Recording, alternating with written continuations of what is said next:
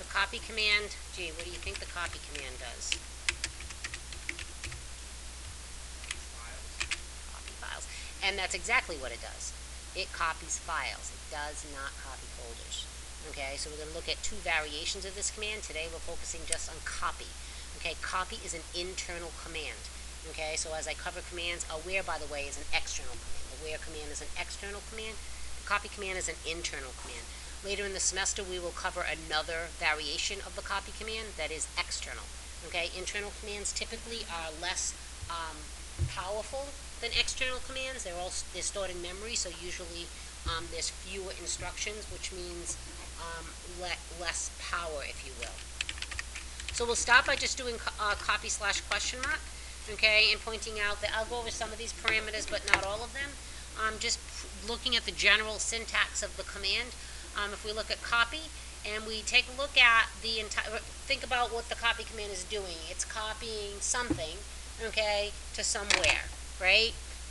The something is the source, the somewhere is the destination. Okay, so the source is what I'm copying, and notice that is the only parameter on this entire command that doesn't have brackets around it. Okay, so the source is the only required parameter on the copy command. Okay, if I don't put a destination, where do you think it's going to put it? Current location. Okay, so if you're copying a file from drive Q to your current location, you can put the path to the file as the source and exclude the current location, and it will copy it to your current location. So the destination, if you don't include a destination, then it will copy the file to your current location. So let's look at copying a bunch of, I'm just going to do a bunch of examples. Okay, so I do, I'm going to see what my folder structure looks like here, and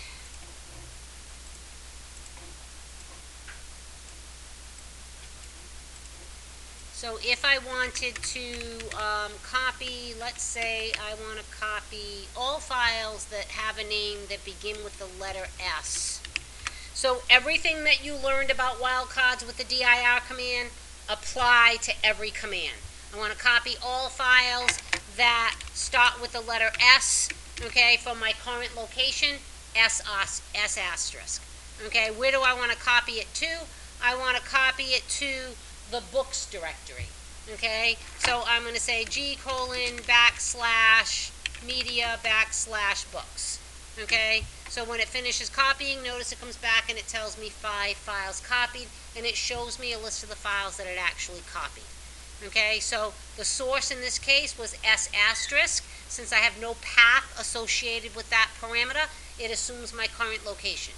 Okay, the destination that I've provided here indicates where I want to copy those files. I do not have to put any, all I have to do is the location. I don't have to put any file names at the end of that. It's automatically going to take the existing name of the file, and the new copy of the file is going to have the same name. Okay, if I wanted to take all files that exist in the media directory that have, no idea what I have in the media directory. Let me see.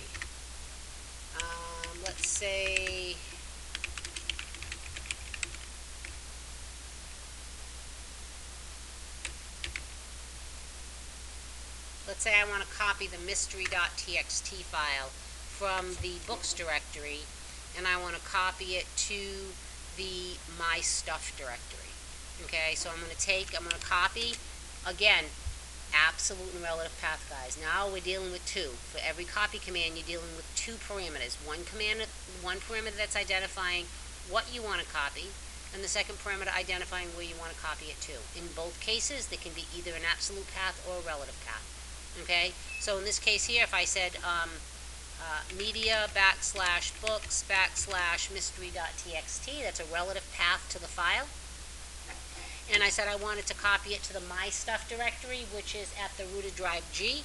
And this is where my tab key is going to help me, because there's a space in that name. I definitely need to make sure that that destination folder is enclosed in quotes. Okay, so this says copy the one file called mystery.txt from this location and copy it to the my stuff folder.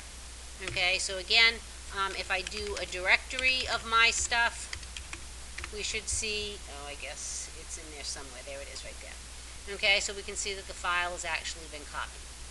Okay, if I copy it again, it's going to say, file already exists in that destination. Do you want to overwrite it? It's kind of like when you do a file save in Word and the file that you're saving already exists in a certain location. You might get an overwrite question mark type message, right? Everyone has experienced that at least once. Okay, same concept here, except that it's at the command line prompt. It's saying this file already exists. What do you want to do? You want to say yes, that you do want to overwrite it. You want to say no, that you don't want to overwrite it. If I were copying many files and I wanted to apply the same thing and say yes to all of them, then I would type A for all. I'm only copying one file here, so I'm just going to say Y for yes. But if I said copy all files with the TXT extension from my current location to the level 1 folder, evidently there's one file out there that already has that. I'm going to say Y for yes, and then it copies the rest of them. I do that again. If I type Y, there were a lot of files there. I want it to say yes for all of them. That's when that A comes in handy. Type the letter A for all, press the enter key, and it automatically assumes that you want to overwrite the files that are in that destination, that already exist in that destination. Okay? If I know they already exist and I want to overwrite them without being prompted, so remember, if I'm working interactively, no big deal to answer yes, no, or all. But if I'm putting this in a batch file and I want the batch file to run behind the scenes, then I may not want any kind of user interaction required. Okay? Then I can use the parameter, the /y parameter is suppressed. So unfortunately, Microsoft isn't consistent with that suppress the question parameter. Sometimes it's Y, sometimes it's Q, and I always have to look because I really know I have to look myself. So it's not like, I don't, unless I use the command a lot, and depending on what the command is, then I may remember. But usually you'll find that it's either going to be the Q or the Y to suppress a prompt. So if I re-execute that same command, and I know that the destination already exists and I want to overwrite all of them, then I can do /y. So this says, yes, go ahead and suppress the prompt and go ahead and overwrite all the files that exist in that destination that already exists. How are we doing? Good? Remember, I can't stress enough, guys, the copy command can never, you get in the picture here, guys, never copy folders. Okay? It can only copy files. If I use a folder name in the command, if I said copy data to sports, then it would copy the contents of the data directory. Okay? It would copy all files from the data directory to the sports directory, and it's showing you that here. Okay, but it's not copying the directory itself. It's copying the files that are in the directory. Is there like a command where you folders? Yes, we will look at move command. Okay, soon. I don't know that we'll get to. Yeah, we might get to it today. So copy. So far, so good. Yes, source destination. I can copy one file to the same place. Many files with a wildcard we've looked at. Copying a file with a space in its name, remembering to put quotes around it. Copying to, let's say I am out in the country directory, and I want to copy all files that have a TXT in their extension, starts with the letter S and has a TXT, copy s*.txt, and I want to copy those files to the country directory. Okay? All I have to do here is press the enter key, right? Because I'm in the country directory, so if I don't put a destination, so this is the source is s*.txt, since I'm in, oh, that's not right? I said from the root of drive G. Okay, so this says I want to copy all files that have a name that begin with the letter S and have an extension of txt from the root of drive G, and I want to copy them to the country directory. So if I don't put a destination, since I'm already in the country directory, that's where they're going to get copied. I could certainly still include a destination and it would work. I could include a period, right? A period is current location and it would work, but I don't have to include anything. Okay, by not including anything, okay, if we look now, you can see that those two files were in fact copied. Okay, so if I don't include a destination, then it will automatically copy to my current location. Okay? Okay. What do you think will happen if you copy to a destination that doesn't exist? Okay, so let's say that I want to copy all files that have a txt extension from the root of drive G. I just want to see how many there are first. Okay, so there's enough. I want to copy all files that are at the root of drive G that have a txt extension. I want to copy them to a folder called Janelle that exists, that doesn't exist, but let's say that I don't know that. That doesn't exist. Make sure it doesn't, it doesn't. Okay, at the root of drive G. So what do you think is going to happen? That would be nice, wouldn't it? Okay. No, because remember one thing about the copy command, it really doesn't know how to handle a directory at all. Okay, so it's not a smart command at all. It's not gonna come back and say, oh gee, there's no directory by that name. Would you like me to create it for you? No, not gonna do that. Okay. The external command that we look at later, yep, that'll do that. Okay. The internal command that doesn't know how to deal with directories says, well, let's see what happens. What stands out in this output? One file copied. One file. I don't know, I don't even care whether this is new math or not, but that's definitely more than one file, right? So what just happened? If you copy to a destination that doesn't, a folder, you think I'm copying to a folder, but that folder doesn't exist. The copy command thinks, because it doesn't know how to deal with folders, it only knows how to deal with files. It thinks that you're trying to combine the contents of all those files into one file called Janelle. So that's what it did. It took the contents of every single one of these files, combined them into one file called Janelle, and stored that file at the root of drive G. Right? So if I do dir G:\J asterisk, you'll see that there's the Janelle. Notice it's a file with 15,130 bytes in it. If I type notepad Janelle, except that I didn't put the right path to the folder, so let me cancel that. If I type notepad G:\Janelle,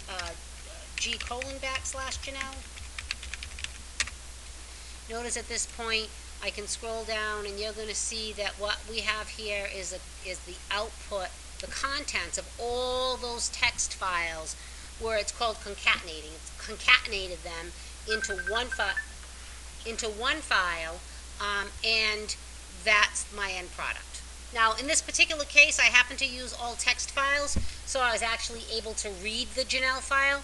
But if I had done that with a bunch of Word documents, my end product would have been not legible at all. Okay? So, again, in this case, if that was my objective, then I've accomplished it. Okay? But if it wasn't my objective, and I would have liked to, if I didn't want to have to,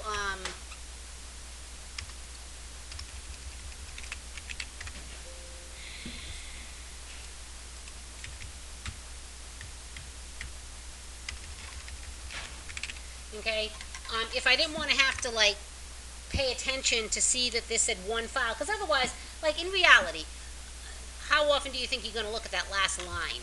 Okay, you're going to see a bunch of files go by, no errors, you assume it worked.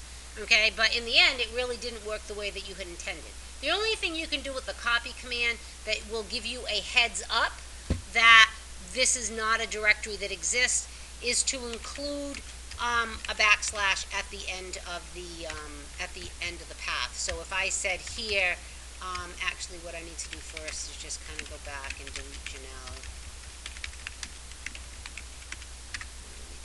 So if I say copy, same command as I had up here, and this time I include a backslash at the end.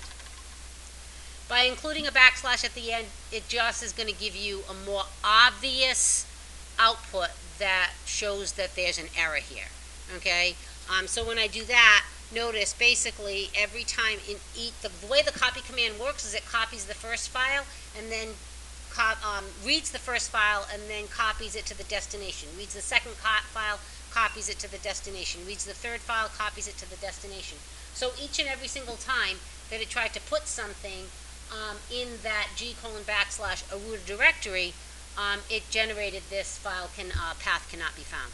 This, to me, at least gives me a more obvious something's not right output as opposed to having to catch that one file copied that was generated by copying it to a directory that doesn't exist, because it's not going to tell me that it doesn't exist. Okay? But if that was your goal, okay, if my goal is to say, let's say, what do I have here? I have planets. Let me type planets.txt. This is the contents of planets.txt. Have I covered the type command yet? I don't think so. The type command is a command that allows you to display the contents of a text file on the screen.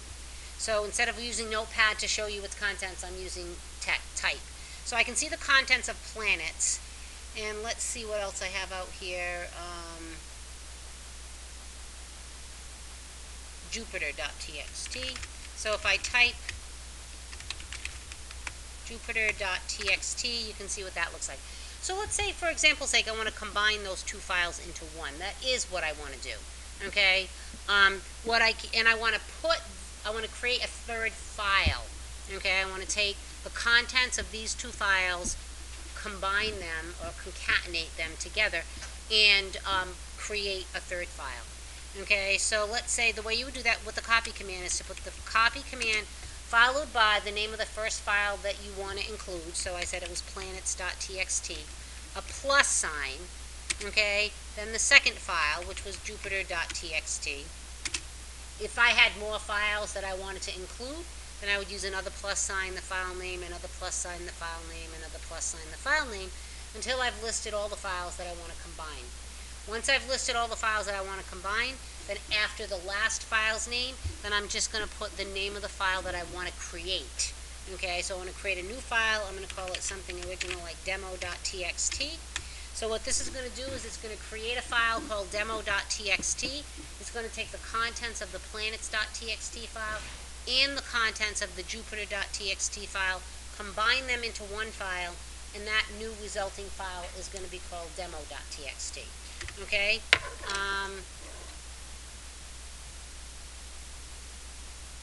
Evidently, I already have a file called demo.txt, so I'm just going to say, yeah, go ahead and overwrite it. I didn't think I did, but I do. Okay? So again, this time I got one file's copied, but that's what I expect to see, because I'm combining many files into one.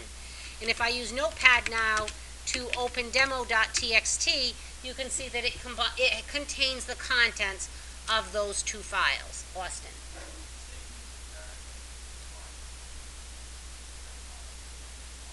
And a what file? Yeah, which was my next comment. This is fine for straight text files. When I say straight text file, I mean a file that might have been created with something like Notepad or Notepad++. But if you try doing this with two Word documents, your end product would not be, you wouldn't be able to open it in Word. Okay? So this would not be a way that you could combine the contents of two spreadsheet files or two Word files or two database files. Okay? Because the end product would not be readable. Because those files have a lot of formatting and end of file indicators that would not meld well together. Okay? So this would only be practical if the files that you wanted to combine were straight text files. Okay? Questions? Any questions on the copy command then? Okay, so then let's look at the next command. The next